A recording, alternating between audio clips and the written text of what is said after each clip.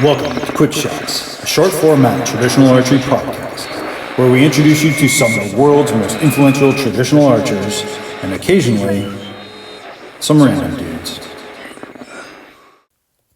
Hey everyone, and welcome back to Quick Shots. If you haven't already, please subscribe at the end of this video, hit like, and leave a comment below. It helps me out tremendously, and I really do appreciate it. In today's episode, I sit down with trick shot trad archer Freedomandfeathers from Instagram and TikTok. Straight out of Texas, Jen has been one of my favorite trad archers for a while now. She's an excellent ambassador for traditional archery, and it was really fun getting to know her. So without further ado, hit it! Hey everyone, and welcome back to Quick Shots. I'm your host, Mick Chambers. We're here with Freedom and Feathers, Jen from Instagram. Hey Jen, how are you? Hey Mick, I'm doing great. Awesome. I'm so happy to have you on the show. Oh man, I've been watching everything you do, as I think everyone is watching. You are just blowing up in popularity. You are, just killing it right now. Why don't you tell everyone a little bit about yourself, though? We know that you're a trick shot shooter, but tell us a little bit about you. Yeah, for sure. So my name is Jen Delaney, everybody, and I live and reside in this great state of Texas. So born and raised here, went up to the East Coast for a few years after undergrad, and it actually wasn't until 2016, 2017 that I came back to Texas for grad school and actually decided to get into the great sport of archery. Yeah, and trad archery too. I mean, take us on that journey, because, I'll be honest with you, it's tough to get people into trad archery, and it's even tougher to get ladies into trad archery, women into trad archery, girls into trad archery. So tell us a little bit about that journey. No problem. So as you can tell in my background, I'm a huge avid reader, and I've always been interested in archery growing up. When I was really little, my dad actually went out and got like old school just sticks, just flexible kind of bendy sticks, and nothing exciting. He would put a string on them and then give us some wooden twigs that he kind of carved a little knock in, and he like, go have fun. So they wouldn't do anything more than just like pop out, if you will. Yeah. But from that, my interest was always sparked. And when I finally went back to grad school, I found that I had some free time, and I thought it would be a great opportunity to finally do, things that I've always wanted to do, things that I've always been passionate about. So it was just kind of going to get more information from there and seeing where it took me. So then, just as a kid, you've been sort of doing trad archery. So, so you've kind of done it all your life and kind of been involved in it all your life. Well, when I was a kid, just remember that their bows were just very like little like pointy sticks and, branches, if you will. But yeah, from the very beginning, it's kind of been around, and loved being Pocahontas growing up, loved, running around the backyard. So That's great. And I actually have a tie to Texas. really? So people know that I'm from Kansas, but so the story I tell is that, I'm Canadian by birth. So Canadian citizenship, my wife is Canadian. So we had two kids. One of them's Canadian and the other one is Texan. So we don't call her American. Oh, too funny. If anyone lives in Texas or knows about Texas, it's Texas first, I think, is the rule. Where did you go to school for graduate school? Yeah, I went to SMU, Cox School of Business, for my MBA. Oh, nice. Very Yeah. nice. Where's that located? Right in the heart of Dallas. So right all in the city. Not a lot of places for archery right there, but a couple areas surrounding that I was able to, look into.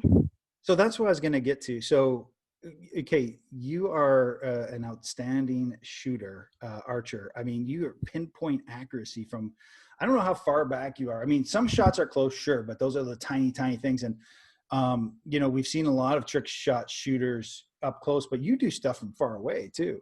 I mean, you put candles out, you just a million things. Take us through that. Take us through, how did you get that good? Yeah.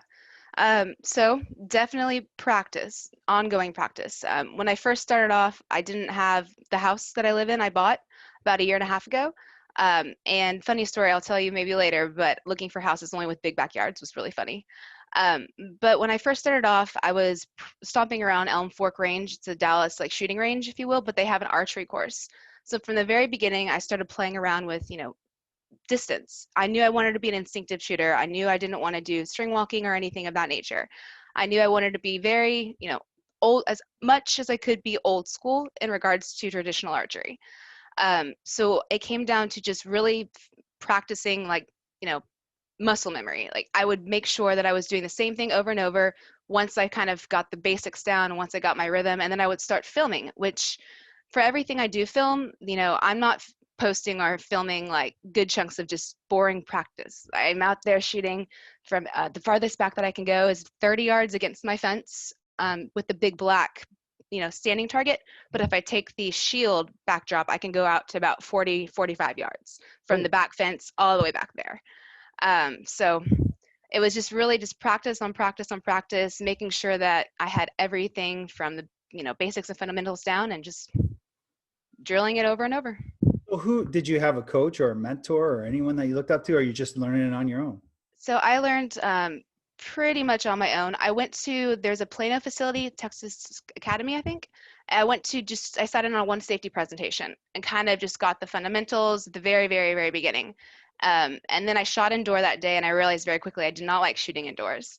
Okay. So from there, everything I've done, I watched YouTube videos, I did my own research, and it was trial and error, and the rest is history. Yeah, it continues to be history. I mean, it's ongoing. So you post, I don't know what your routine is on posting, but you post regularly for sure. How often are you putting up some trick shots? I try to do a couple times a week. I usually film most of my stuff on the weekends just because my work schedule is a bit hectic. So most stuff I'm posting like from the previous weekend, if you will. That's pretty cool. And like, okay, let's pull back the curtain a little bit. Sure. Like, this is a hard hitting show. This is important stuff here. Um, Absolutely.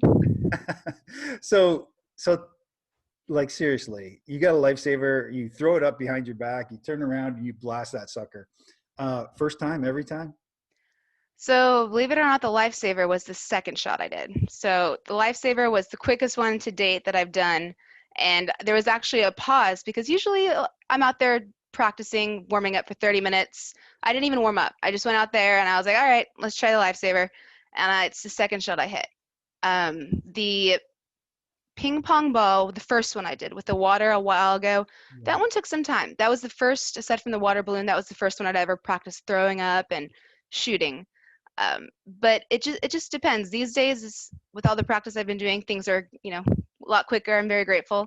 But sometimes I just have those off days and I can't get a shot for anything. Some days I just really just have to pack it up and go back in and be like, today's not the day. That's trad archery. That's trad archery. That's with everyone. We all have those bad days. We go out and we throw a few arrows down range before we go hunting, and we just go, I'm taking off the camo today. I'm not going to risk hurting an animal because, you get those days that you're on, and there's days that you're off. But you seem to be on quite a bit, and it's just amazing that you can get back out there.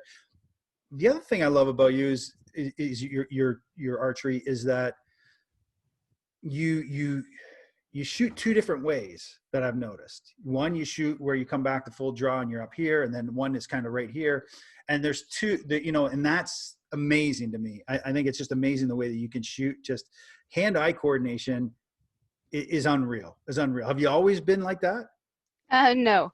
So this is unique to archery and maybe knife throwing, but it's specifically, I am the type of person who will wake up in the morning and be like, oh, I have a bruise. I have two bruises. I not always paying attention, might hit my elbow on doors. So that kind of coordination is not normally within my range of skills. Okay. You are such a liar because No. yes, you are. I got proof.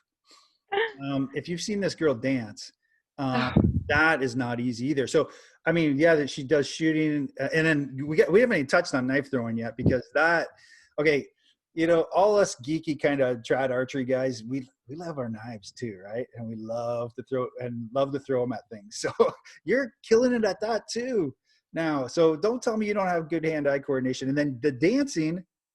That's just following. That's just following though. I don't have to lead. I just have to, just follow. Okay, who's that dude you're dancing with all the time? So the really tall one's my boyfriend. His name's Justin. He's been dancing for a very long time. Yes, he told me to tell you hi. He's running to wash my Jeep right now because it's very dirty, so he's not here. Oh, nice. You're a Jeep girl too. Oh, I love it. Me too. I'm not a Jeep girl. I'm a Jeep boy. You get Oh yeah. You get the point. You get the point. You know what I'm saying? Yeah. Um, but I will say that this is actually related to archery, my knife throwing. So in the beginning, I know everyone who ever has ever shot a recurve traditionally bow, if you will. Over time in the beginning, you get tired easily, right? Yep. And my muscles would start shaking, but I would refuse to leave because, again, I was traveling to this shooting range and I didn't want to leave the woods. I had my spot, I was hiding, no one could find me, I could practice and make mistakes. So back there, I was like, well, I need to do something else back here. I just don't want to sit on my phone while like I'm giving a break. So I picked up a pair of those like six knives from Smith and Wesson, just the original, and I started practicing back there. I'd give myself a break and I would start throwing at trees, throwing at things, and then once I was good, I would go back to archery, and then I started building like a little, routine for myself in order to practice both of them. Yeah, it's good. I'm looking forward to seeing more knife throwing, to be honest with you. I love, don't get me wrong, everyone here, everyone that's listening to this loves your archery. Keep that up. Please do not stop. Don't let anyone tell you anything different. Just keep going. We love you. Love. But I love the knife throwing too. And I'd love to see more of that. Really good. And the dancing's awesome too. You're quite a good dancer. So that's cool. So that kind of leads me, that fatigue leads me to my next kind of question that I love to ask is, and that's about your equipment. So we can see what you're kind of shooting, but for people who may not know as much about bows, why don't you take us through what you're currently shooting and what your favorite bow is, and if you have more bows, what other bows do you shoot?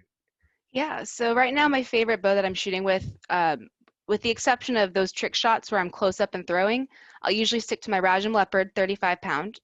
I really, really like that bow. It's not the most expensive bow. It's a great, I think people call it a starter bow, but I love it. It's a takedown bow, and I love it for all my trick shots because the 35-pound weight is a little bit lighter and lets me have those snap reactions quicker. But more often than not, I'm shooting with my Bear Grizzly, and it's a 40-pound draw. And that's the one I'm using for distance and just to work on accuracy and consistency every day. That's nice. So you got a regime that's at 35 and you got a bear that's at 40. And Hmm. do you pull back? Like how do you know how long your draw is? Yes, so my bow, so the bow itself, let's see. I have the 60 and then the 58, and I'm shooting with 28.5 arrows, so 30, 28. Wow, that's amazing. That's awesome. And so do you have like a brand of arrow that you like to shoot too? No, not yet. I've actually, if you were to look into my archery closet, I have probably about 7 different brands of arrows. I go through them, I go through them, and I think my favorite two as of right now are the Gold Hunter series. I think it's Hunter Gold series, Okay. and then the Black Eagle. So those Oh, two I'm kind of switching between. I like wood and carbon. oh, nice. So still trying to figure out exactly my favorite because honestly, they're all pretty great. The big opportunity for Black Eagle and the Easton and those guys to get in there and get a sponsorship with you, honestly, because that would be awesome. Feature their arrows on your shows. Tell us how many people watch those videos. So it depends. I find I have the my Tik every video I post on Instagram. I also post on my TikTok account. Excuse me, and TikTok's blown up. So I'm about to hit. I think it's like 700,000 followers on TikTok. Those videos are getting a couple 100,000 to a couple million views once I post them. On Instagram, I love my fans. My fans on Instagram are so much more interactive with me, and they're commenting, they're laughing, and they watch all of them. I don't think they have. They don't even think they have a preference. They just want me to post more and more of both knife throwing, dancing, and archery. So So that's kind of leads me to a good point. So you have a lot of fans now, hey? It must be hard for you to get in touch with everyone. I know a lot of people like, want to meet you and want to talk to you and want to be part of that your circle because honestly, you're cool. You're damn cool. How do you manage that? How do you manage your fan base? I don't very well, and it's something that I'm really working on. I have so many amazing questions coming in, daily, and it's really tough for me to get to all of them. There's a very, very large lag between I threw up a website that has general information that I'm hoping to start, including more, such as the gear that I shoot with, just because I get a lot of questions about gear in general. Yeah. But going through messages and responding, I want to so badly respond to everyone, but it's just right now with all the interest, it's just so much. So still learning how to balance, but I'm trying to get back to people, although there's a significant delay. Yeah, it's okay. I mean, people should realize that you're a busy person, and it's Just meeting you, I know that you're a very genuine person. So I know that if you could get back to everyone all the time, you would. You might have to hire an assistant. Just let me know when you have that position available. I'll apply for it Oh, later. absolutely. I'll shoot you a quick ping and be like, hey, Nick. Can I be? You can be my assistant. Uh, Go get us groceries. Go get us coffee or something. Oh yeah. Hey, um, so what advice would you give to a person just starting off in traditional archery? Ooh, that's a good one. I would say y- be stubborn. Like archery at the end of the day, it's a lot of fun and it's so rewarding. But at the same time, just like anything, just like football, basketball, baseball, cheerleading, dance, it takes practice. Specifically, it takes building up muscle memory. Over time, you're going to see yourself grow. I think there's a book somewhere that talks about how the typical archer hits two plateaus, the first one and then the second one. The second one is the hardest rut to get out of. And you'll see progress prior to each. And then you just have to consistently put yourself forward and practice and just kind of rethink things in order to get to that next level. So to any new archer, I would say, like, if you're really interested, know that just stay to it, stick to it, practice, and just know that you will start hitting those shots that you've been working on. You will start, getting the distance, getting those trick shots. You just got to stay committed to it and dedicated. Yeah, great response. Now I was going to ask you. Well, I will ask this question. How do you feel about your current status as a role model in the traditional archery community? I'm beyond flattered. I when I first started posting videos, I did not expect the interest, to be this large. I knew girls were in archery, but frankly, I still kind of back when I first started, I thought it was kind of that, girls doing it kind of weird, not the coolest thing. Like maybe I shouldn't be telling people I'm doing it. It's something that maybe you keep in the back pocket. But then I quickly realized like I was proud of everything I was doing. So I'm gonna start posting it, and if people want to follow me, they can. If they don't, no problem. So the fact that the community has reached out and just been so supportive and just so amazed by what I'm doing, like I'm beyond thankful and beyond grateful, and I just hope that I can inspire other girls to get into it and have fun. Yeah, no, again, great response. There's so many. Honestly, there's a lot of female archers and some male archers too that just get out there and they put themselves, but they, the pictures. They're taking pictures, of themselves, and they got their makeup on, and they're out and they're just trying to get views and stuff. But you are doing things, man. You are getting it done. I have a lot of bad hair days that I post, and I just pretend to ignore it. And it doesn't matter because no one. No one doesn't not care. But you know what I'm saying? It's like you're getting it done, and I think in the traditional archery community, we really love to embrace our own, right? And we just those type of people that would worry about your hair are not that your trad archery people. They want to see you shooting. They want to aspire to do stuff like that too. And I bet you guilty. I'm going to be guilty on this. We take a look at the trick shots you're doing, and we go in our backyard and we try and do it sometimes, and then of course we give up. It never makes it to film because we give up, right? Because you have to have a skill to do that, and you have a remarkable skill. So I'm really pleased to meet you, and this is so good for trad archery. You are so good for trad archery, and this is what we try and do on this show and many other shows. We want to promote trad archery. Now tell us, just before we got on, I was bugging you. I was like saying, hey, are you going to go hunting now that you have the skill, you have the confidence? Are you going to? I think so. So I think that's the goal for this year. I've never been hunting. My boyfriend has many times, but it's something I've always wanted to do. So we'll see how it goes, but it's going to be a first. Yeah, it's exciting. I'm excited for you if you can get out and go hunting, because that first time that you're staring down the barrel of your arrow and you're hunting. I don't know if you go whitetail or turkey or whatever you do, and you have to release on a live target. It's a little bit different. It's a little different feeling. So, not that you'll have any problem with it. I'm just saying that that feeling is pretty awesome. I'm so excited. I've been told the same thing. So fingers crossed that when we go, we'll have a couple of lucky days. Yeah, you'll make your own luck. That's So fair. yeah. So is there anything else that people don't know about you that you want to share today? Um, I guess that Archery didn't come easy in the beginning, but over time, it's something that, especially if you're passionate about it, it grew. And just wanted to let everyone out there that know that, if you're interested in archery and you want to start it, just be stubborn, because I will tell you all, I'm one of the most stubborn, hard-headed folks out there. You can ask my boyfriend, you can ask my mom. Like, sometimes it takes me the hard way to learn things, but at the end of the day, like, you get your reward. Hey, so do you do any other sports or anything else? I mean, dancing, knife throwing, archery, working hard. What else you got? What else you got going on? Those are pretty much what I keep it to these days. I used to do a little bit of tennis back in the day, same with soccer, but these days I'm pretty much, between that and work, schedule's a bit full. So, All right. Well, thank you very much for joining us today. I really appreciate getting you on here, and I know yeah. that people are going to want to know more about you.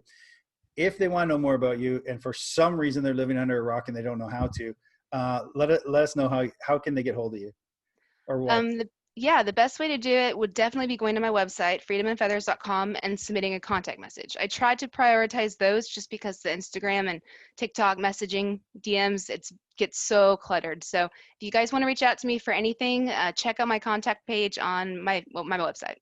Okay, awesome. Yeah, thank you. No, I didn't even know to do that, so that's amazing. Hey, everyone, thanks very much for joining us on Quick Shot. Jen, thank you very much. You're fantastic. I can't fan over you enough. It's just it's nice to have you on the show. I cannot wait to get this episode up. Very happy that you agreed to do this with us. And please don't forget to like and subscribe. Give Jen a follow on TikTok, I guess, and on Instagram. And we'll talk to you soon. Until then, take care, everyone. Bye.